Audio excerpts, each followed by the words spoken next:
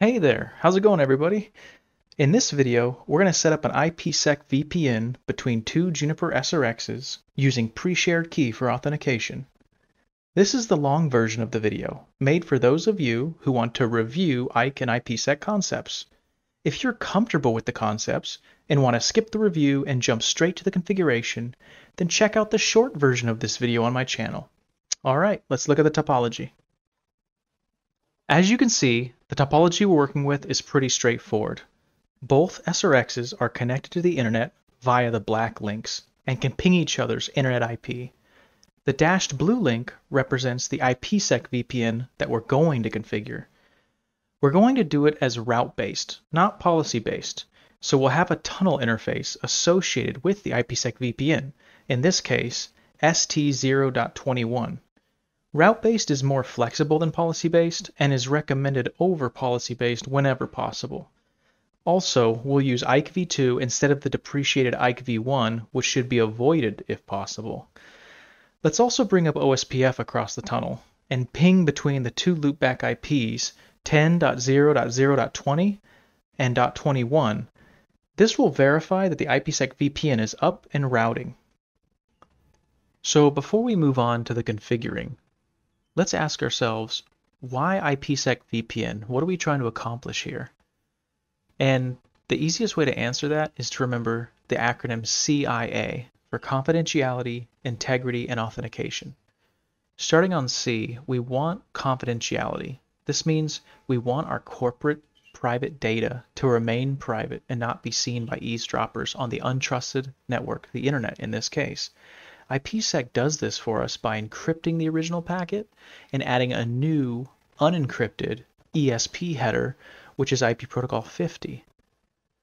The second thing we want, the I, is integrity. IPsec does this by the sender placing the packet hash in the ESP header, and the receiver then verifies the packet hash still matches the hash in the ESP header after it's transited the untrusted network. This ensures that the packet wasn't manipulated or corrupted in transit. The third thing we want, the A, is authentication.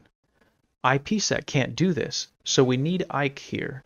We need to authenticate our peer and make sure it's the peer we want to establish the VPN to and not a bad actor masquerading as our peer. There's some other things we want that IPsec can't do, but that IKE can do for us.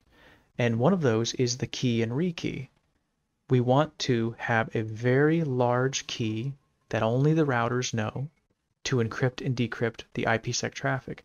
And then, after a certain interval, we want to rekey and start using a separate set of keys. That way, if a hacker does put in the effort to finally break our keys, he can only have a very small amount of our data, and hopefully that will discourage the hackers from even putting in the effort and time and resources to break our key. Another thing we want, which I can do, is set up and tear down.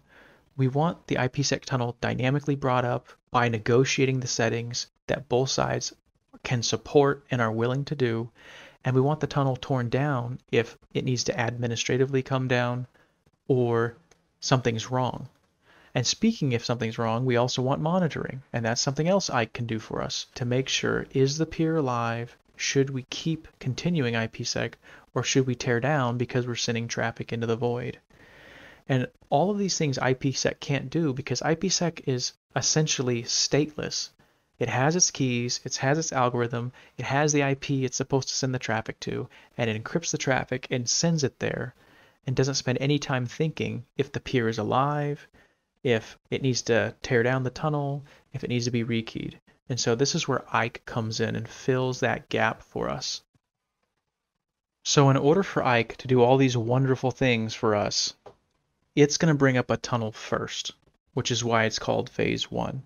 It's going to bring up its own encrypted tunnel, and this tunnel it's going to use to send IKE management traffic back and forth to authenticate the peer and to negotiate the IPsec settings. And then once IPsec is set up, it's going to monitor the peer and make sure it's still alive, and then when the time comes, rekey the IPsec tunnel. So one important question we should be asking is, if the IPsec tunnel is getting keyed by sending its keys through the IKE tunnel, How is the Ike tunnel getting keyed? And the answer is Diffie-Hellman, which is a very clever and interesting process by which both peers are able to derive a truly shared secret key without it being pre-shared or administratively configured. If that sounds interesting to you, I recommend doing some further reading on the topic. But essentially what happens is both sides commence a mathematical process where some information is held back and some information is exchanged in the clear in plain text across the untrusted network. Now the information that's exchanged can't alone be used to derive the shared secret key. But with that information, plus the information that the peers held back, the peers are able to derive a shared secret key, the same shared secret key, and therefore establish an encrypted tunnel. The second thing we want to focus on is the authentication, which is very important. So obviously, the Diffie-Hellman derived key and encryption of the tunnel is what's going to protect us from malicious actors and eavesdroppers in the untrusted segment. But how do we protect against a bad actor in the untrusted segment masquerading as our peer? This is where authentication comes in and protects us. Authentication requires that both sides prove that they have knowledge of the secret key. Now there's two ways to do authentication. One is certificate based and one is pre-shared key. This video is about pre-shared key.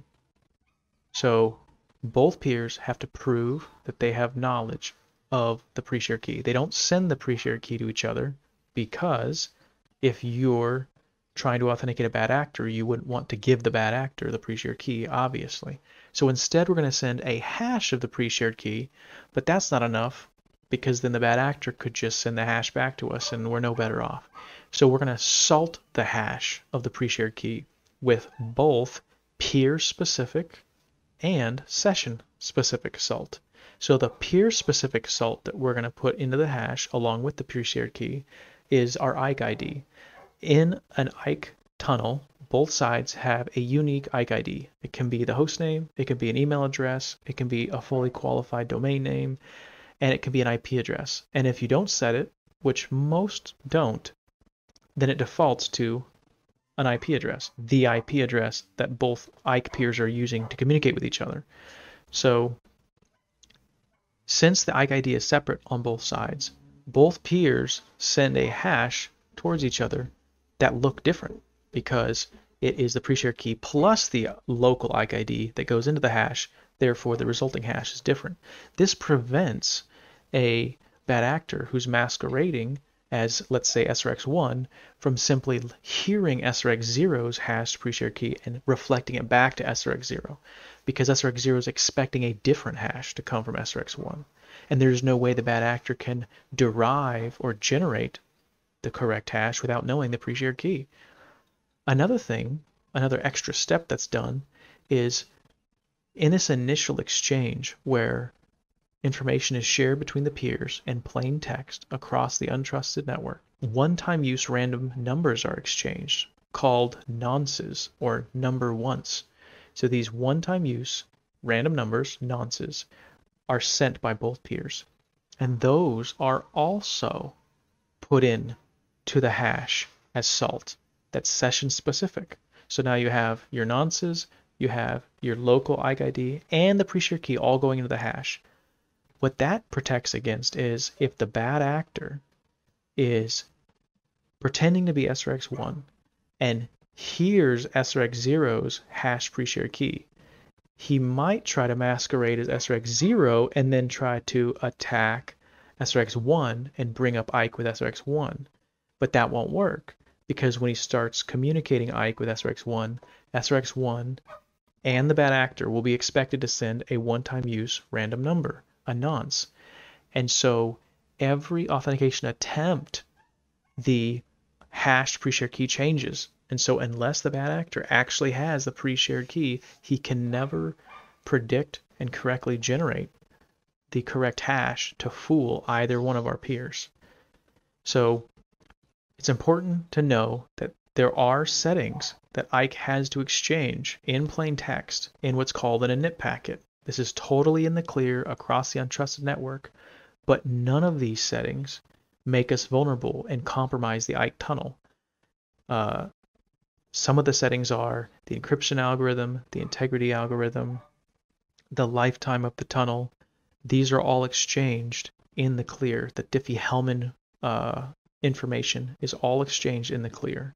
Also, the one-time use random numbers are all exchanged in the clear in the first init packet. Then, because all the Diffie-Hellman information is exchanged, the second packet is sent encrypted between the two peers, and that's called the auth packet. And the auth packet has everything else that's needed. Not only does it have the hashed pre-shared key, so both peers can authenticate each other and choose if to proceed, but they also has all the IPsec tunnel settings and the IPsec keys. So if both peers do choose to proceed, they can immediately stand up the IPsec tunnel. And then once the IPsec tunnel is up, IKE is responsible during the life of the IPsec tunnel to monitor it. And if something goes wrong, it tears it down and resets up the IPsec tunnel. And it does that through dead peer detection. Also, it's responsible for rekeying the IPsec tunnel. If the IPsec tunnel just stays up, then after a certain interval that's configured, it will exchange new keys for IPsec to use. Now, it's important to remember that the IKE tunnel is one bidirectional security association. That means that this Diffie-Hellman derived key is the same on both sides. And so the same key is used by both peers to encrypt traffic and decrypt traffic in both directions. If the Diffie-Hellman derived key that's used to encrypt IKE is compromised, then the bad actor can decrypt traffic in both directions. The bad actor can also see your IPsec keys, which will be exchanged, so it's really a bad situation. Also remember that IKE uses IP protocol 17, also known as UDP, port 500. So when you're dealing with a firewall and you need to work with the firewall team or you need to configure the firewall yourself, you're going to need to permit UDP port 500. And if a NAT's detected, it'll automatically cut over to UDP 4500. So that would need to be permitted as well. So if everything is kosher with phase 1 at IKE, then like I said, IPsec is automatically spawns, and it's called phase 2 because it tunnel comes after IKE. Now IPsec is fully subordinate to IKE. So if IKE goes down for any reason, the IKE tunnel goes down for any reason, IPsec also goes down, is torn down automatically. And IPsec cannot come up by itself. IKE has to come up first, exchange the settings, exchange the keys. IPsec is the tunnel that's going to encrypt your network traffic, right? This is your corporate traffic you're trying to keep private across the untrusted network. The IKE tunnel is just your management traffic. It's actually very efficient and very quiet, not a lot going on there.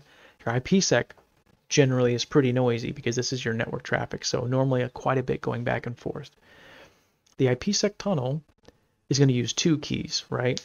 So unlike IKE, IPsec has two keys that are going to be used, and both peers know about both keys.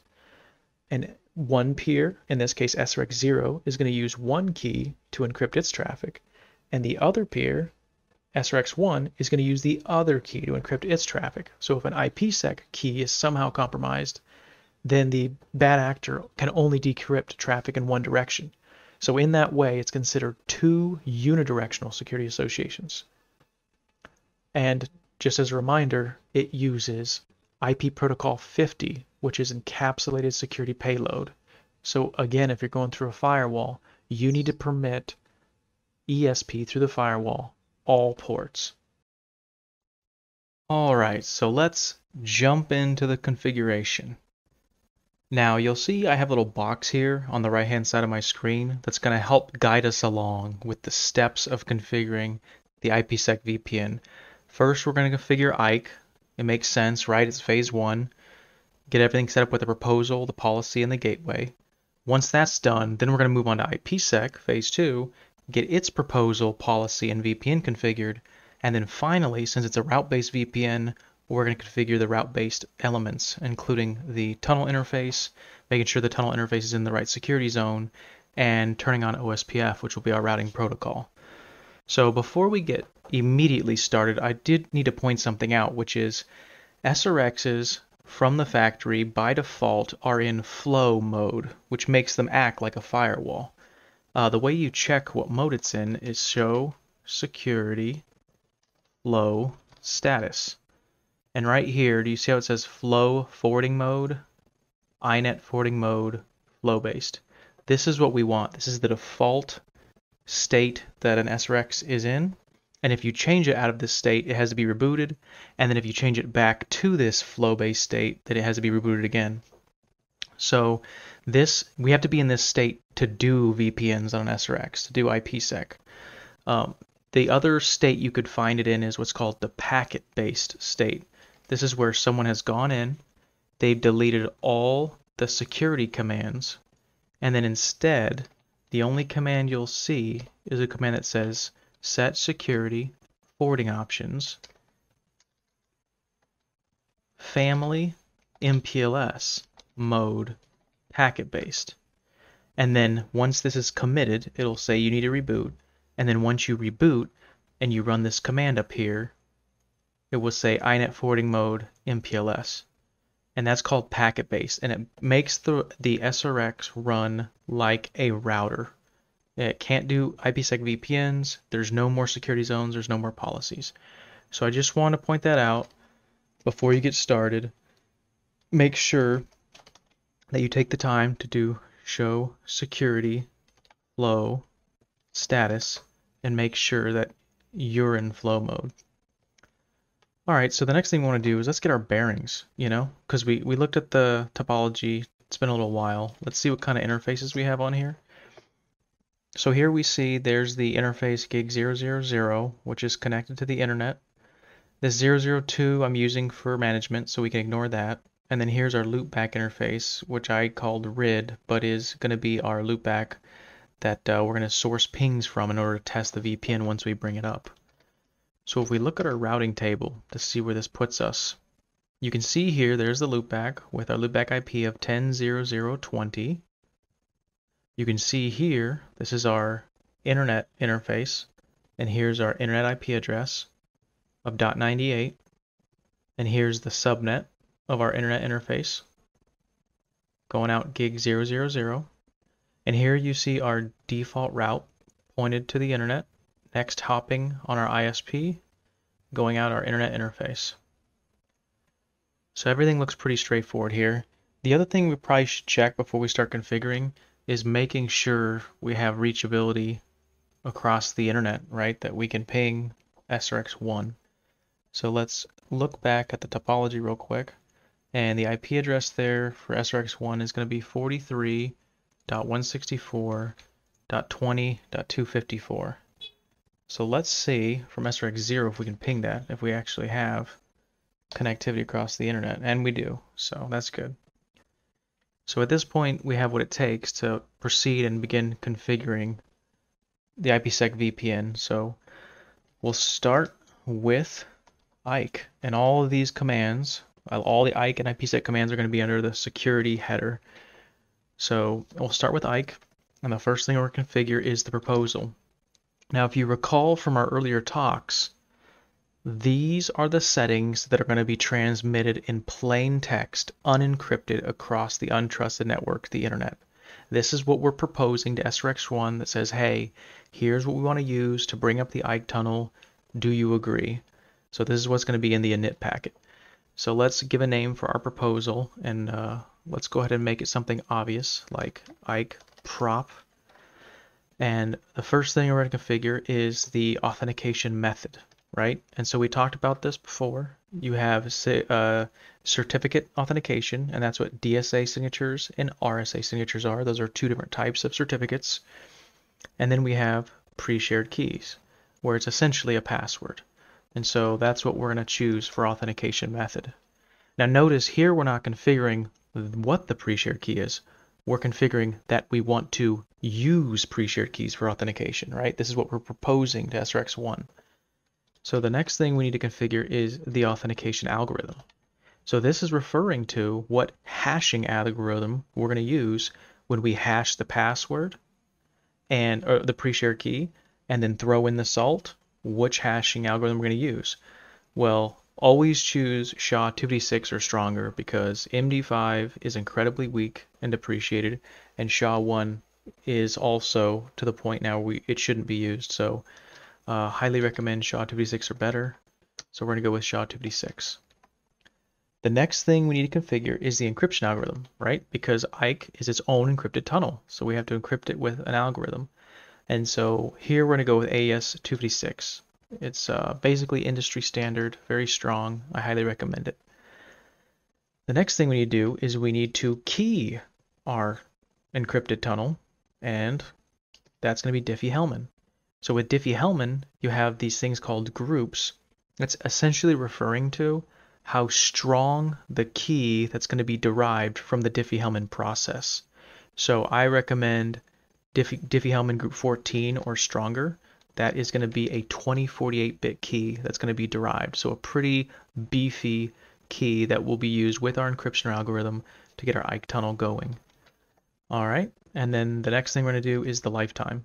So even IKE, we talked a lot about IPSec rekeying itself, but even IKE, we need to rekey. We don't want to run the same keys forever. So when we're configuring the lifetime here, what we're really saying is how long are we going to go before we rerun Diffie-Hellman, come up with new derived shared secret key. And so I'm going to go with the maximum value here of 86,400 seconds, which is 24 hours. All right, so that's all we need to set for our IKE proposal.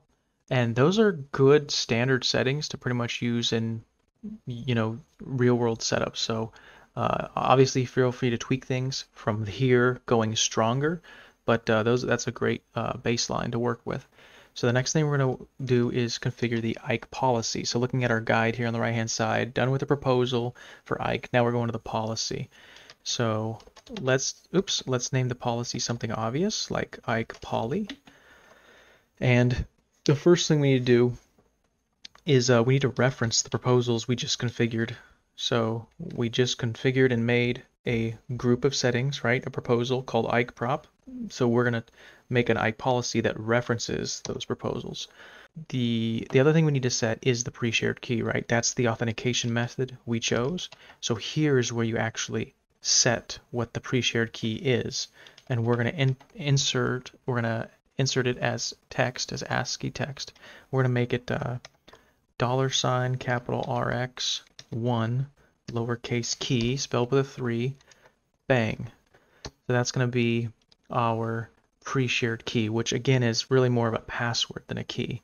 So looking at these other settings up here, that none of these we need to set. So the mode is actually referring to IKE v1, where you had two different modes that IKE v1 ran in. You had aggressive mode or main mode, and you could choose which mode you wanted to run in. IKE v2 just has one mode that it runs in, which is called quick mode. And so this command is ignored when you run IKE v2. And then the other thing here, that the certificate, if we chose the authentication method as RSA signatures, for instance, then we would need to reference the certificate here. But we're not. We're doing pre-shared keys, so we don't need to set that. So our IKE policy is now done. Just those two commands, referencing the proposal, setting the pre-shared key. Now we can move on to the IKE gateway. So the IKE gateway we're going to also call something obvious. And now we're going to get into some peer-specific commands. So we're going to name this after the peer, SRX1.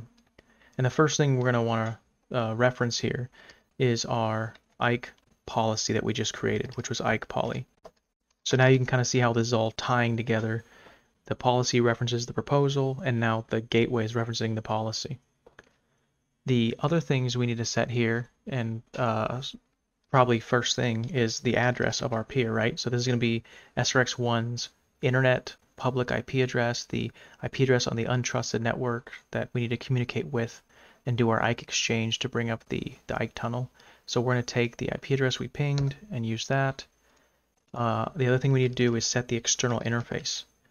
So you have to say which physical interface the IKE tunnel is going to anchor on, and then the IPSec tunnel is going to anchor on the same interface.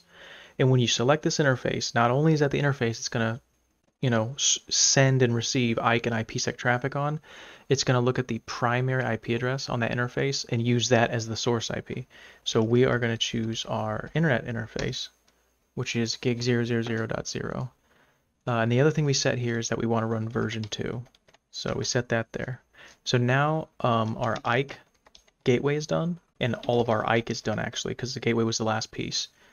So you see here we have our proposal. You see here we have our policy, which references the proposal and has a pre-shared key set.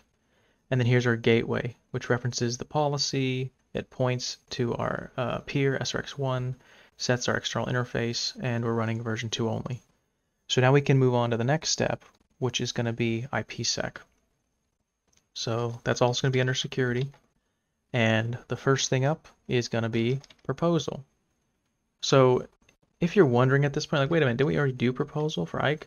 Well, we did, but don't forget, we're doing 2 tunnels here, right? We did the IKE proposal, which is all the settings for the IKE tunnel. Now we have to say, okay, what settings do we want for the IPsec tunnel? Maybe they'll be different, depending on the platform, the vendor, how old software you're running. Sometimes you have to have settings stronger or weaker. So, this adds a lot of flexibility and granularity by breaking these proposals and having them separate. So the first thing we're going to set in the proposal is the protocol. So we're going to pick encapsulated security payload.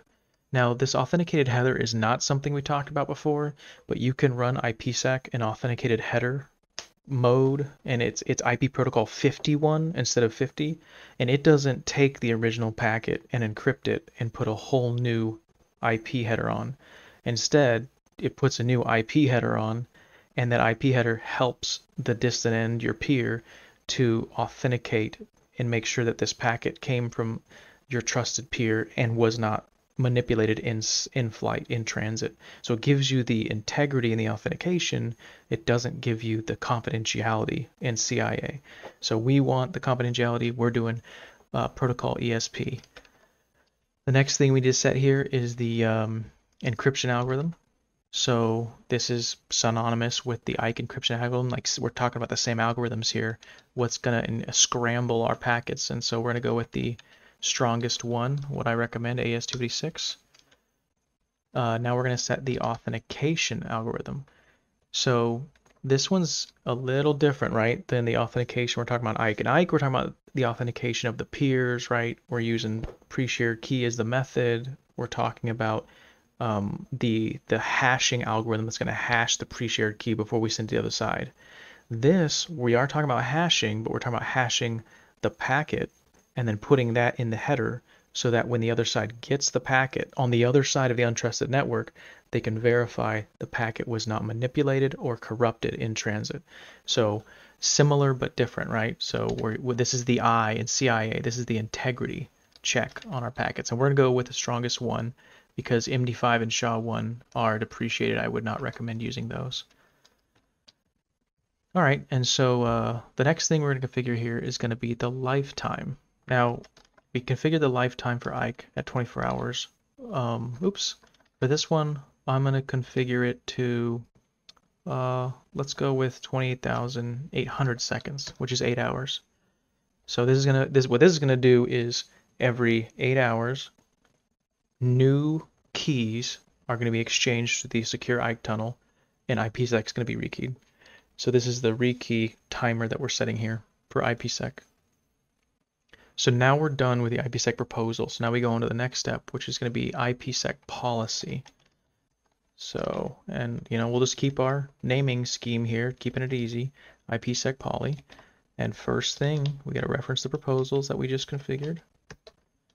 And the next thing we need to set here, and just like the IKE policy, where it's kind of simple and not a lot to set, the IPsec policy is the same. After you reference the proposal, there's not much else to set here other than perfect forwarding secrecy, which we didn't talk about.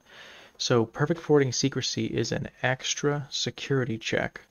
And if I hit question mark here, you'll say keys. Oh, look at this. Define Diffie-Hellman? Whoa, what's going on? Why are we talking about Diffie-Hellman again? Here's the Diffie-Hellman groups again. What is this? So what perfect sorting secrecy is do you remember I was talking about how if a bad actor compromised your IKE tunnel, then you are hosed, because now they can see when your IPsec tunnel gets rekeyed, they can see those keys go back and forth. So now they can just stay locked into your IPsec until your IKE timer expires, your IKE lifetime expires, and you rerun Diffie-Hellman. Perfect porting secrecy interlocks IPsec with IKE. What it does is every time it's time to rekey IPsec, it first reruns Diffie-Hellman and rekeys IKE based on what group you have set here. Then it exchanges the new keys for IPsec. The idea would be that if you did have an eavesdropper or someone that's hacked into your IKE tunnel, you can kick them out by rerunning Diffie-Hellman, and now your fresh IPsec keys are truly secret. So we are going to run perfect porting secrecy. It is recommended, and we're going to do the same group we did before. I can't think of a good argument of changing the group, because in theory, you know, whatever group you want to run for IKE is the group you want to run for IKE. So I would think these would always be the same, but maybe someone can comment in the comment section below if that's not the case. So the next thing we need to do, now that we're done with the policy, is going to be the VPN. So set security IPsec VPN. And this is going to be the section that's going to tie everything together. So the first thing that we're going to reference in the VPN is going to be the IKE gateway. Oh, hold on, I got to name this thing first. So yeah, let's name it something obvious. Actually, let's name it the name of our peer, because this is peer specific. So we're going to name it IPsec VPN SRX1. Then we need to reference the IKE gateway we configured, which is also SRX1. So now our IPsec settings and our IKE settings are now tied together. IKE gateway SRX1 is now the parent of IPsec VPN SRX1 and will spawn that VPN once IKE is successful. The next thing we need to do is reference the IPsec policy we just finished configuring. And you might be wondering, hey, that's weird. If it's IPsec, why is it under this little header IKE? That's just because, remember, this IPsec policy and proposals that we configured, that gets exchanged through the IKE tunnel. So really it's IKE's responsibility to get those settings exchanged. So that's one way of understanding why it's under the IKE section here. The next thing we're going to want to configure is going to be the tunnel interface. So when we're doing route-based VPNs, you need to bind the VPN to a logical tunnel interface. And if you recall from the topology, that tunnel interface is going to be secure tunnel 0.21. So this is where we define that, secure tunnel 0.21. So now any traffic the SRX sends to secure tunnel 0.21, it's going to get encrypted and go through the IPsec tunnel to the peer. And any IPsec traffic we receive from the peer is going to pop out of secure tunnel 0.21. So when we run OSPF over our IPsec tunnel, we're actually going to be running it on secure tunnel 0.21. The final thing I'm going to do is just more of like a preference. I do recommend it, but it's just my preference, which is df-bit copy. All right, so now that we're done with the VPN, now we can move on out of the IPsec configuration section from our little guide here on the right, and we're going to go into the route-based section. So now we need to actually configure the interface. So we're going to say set interface secure tunnel 0.21, and we're going to give an obvious description, SRX1.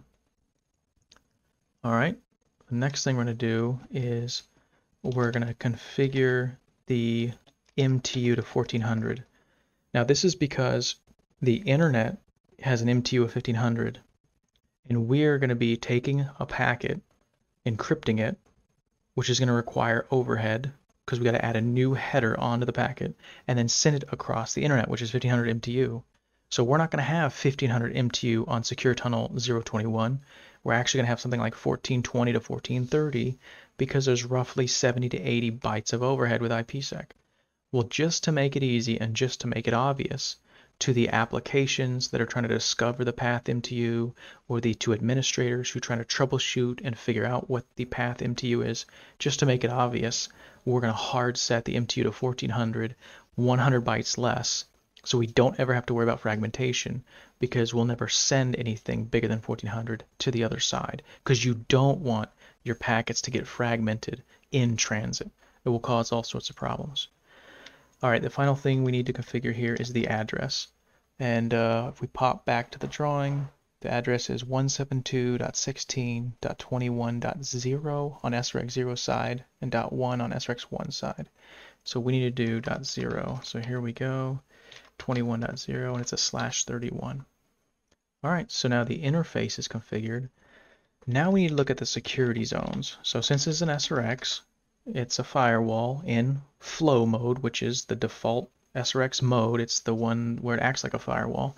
We have the concept of security zones. Every interface needs to be in a security zone, and this helps us essentially control security policy. So we have our internet security zone with our internet interface. This management security zone we can ignore because it's just being used by me for management. And then we have our corporate security zone with our loopback that we're going to use for testing and pinging across the VPN. So we want to put our new tunnel interface in the corporate security zone so that corporate traffic can flow across.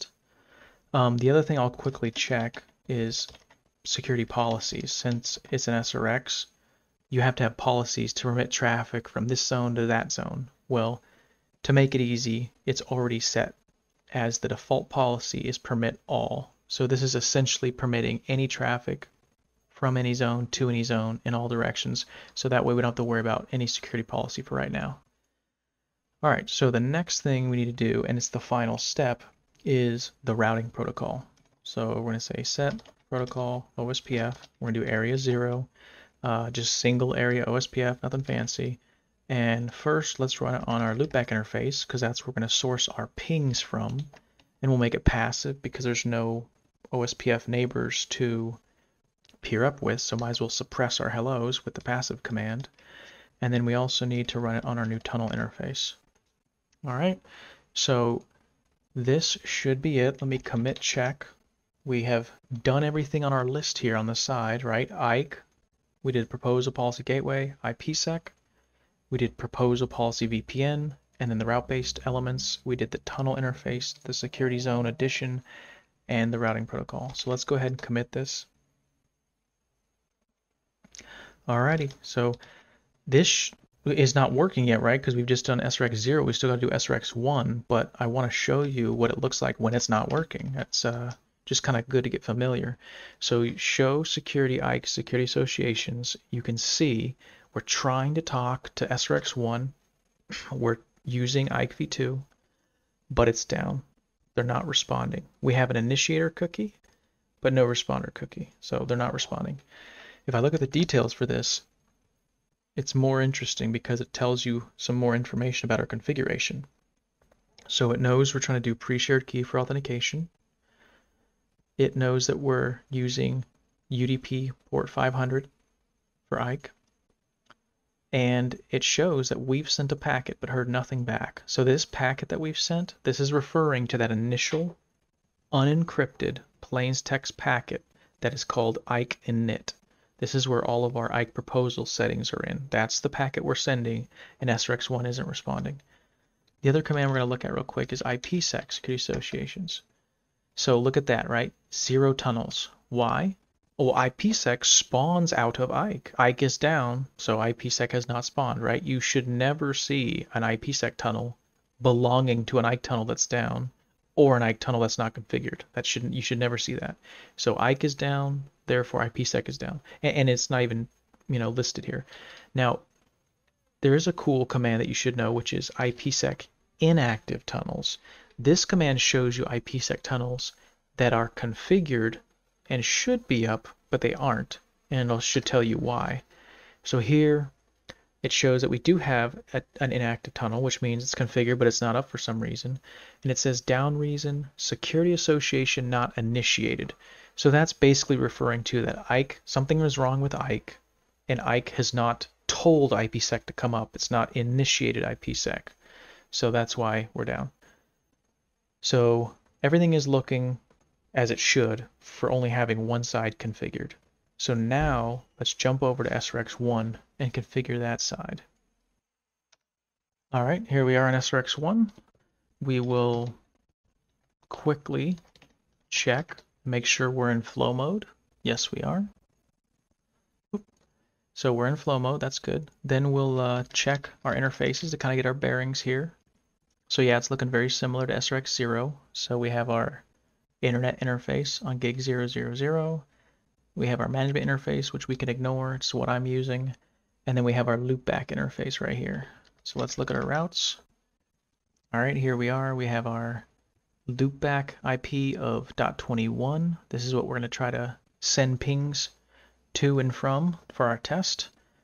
Here's our internet interface with our internet IP is right here, our local route, and our internet subnet, which is our direct route. And this is our internet interface, gig 000.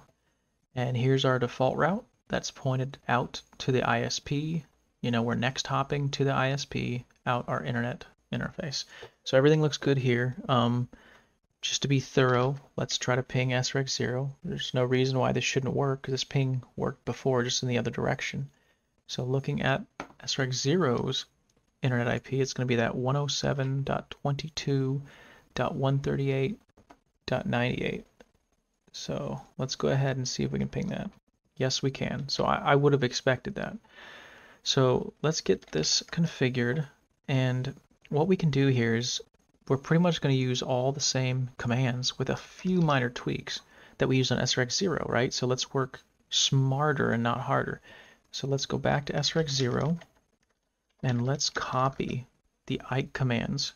Now I'm going to copy these out into a notepad file off screen, and what you're going to see me tweak is I'm going to tweak the gateway name from SRX1 to SRX0, because from SRX1's perspective, we're going to be connecting to SRX0.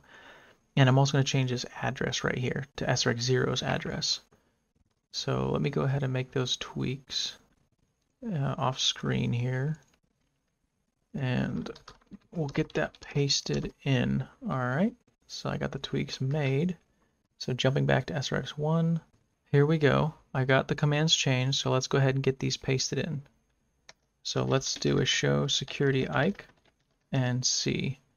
So here you can see I tweaked the commands like I said. I pasted them in. We changed our gateway name to SRX0 because that's who we're going to be connecting to from SRX1's perspective.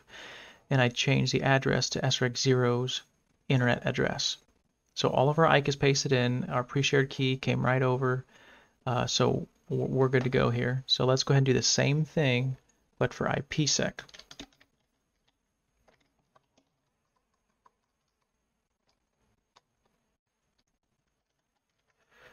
All right, so here we have our IPSec. I'm gonna copy this off screen, and same situation, I'm gonna make some tweaks. So the first tweak I'm gonna make is I'm gonna rename the VPN to SRX0, and I'm gonna reference the IKE gateway SRX0 since we renamed that the last time around doing this, the last copy that we did. All right, so I got those changed. Here we are back on SRX1.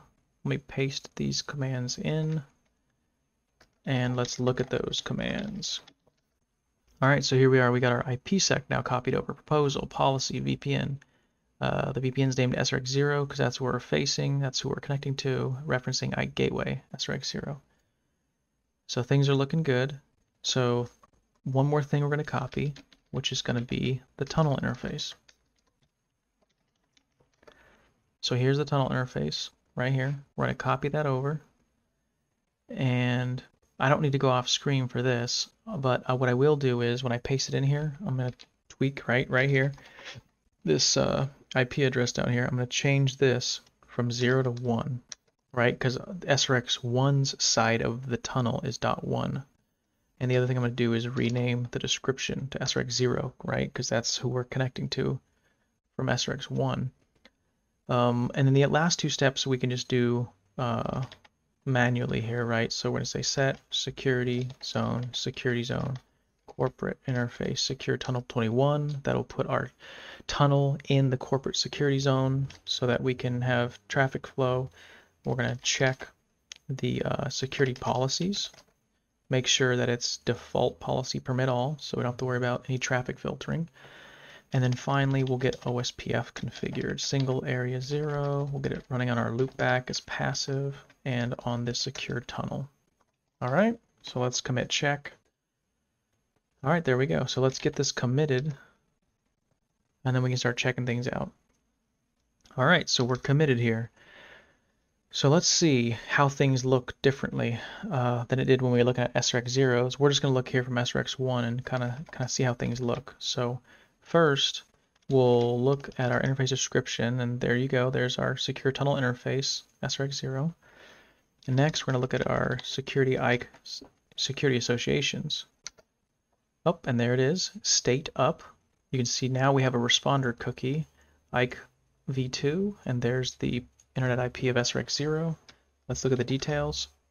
So now we have a lot more details in here. You can see here we have our proposals that were negotiated, the IKE proposals. So these were the settings we exchanged in plain text that were agreed upon for the IKE tunnel.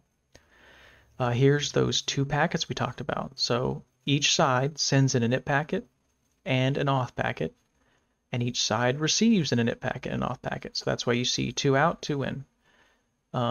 Here's the mode I was talking about, quick mode. IKE v2 only has that one mode, quick mode. This role responder, this just simply means that SRX0 was the first one to send the init packet. We were the second one to send it. So we're the responder. SRX0 is the initiator. Here you can see the UDP port 500.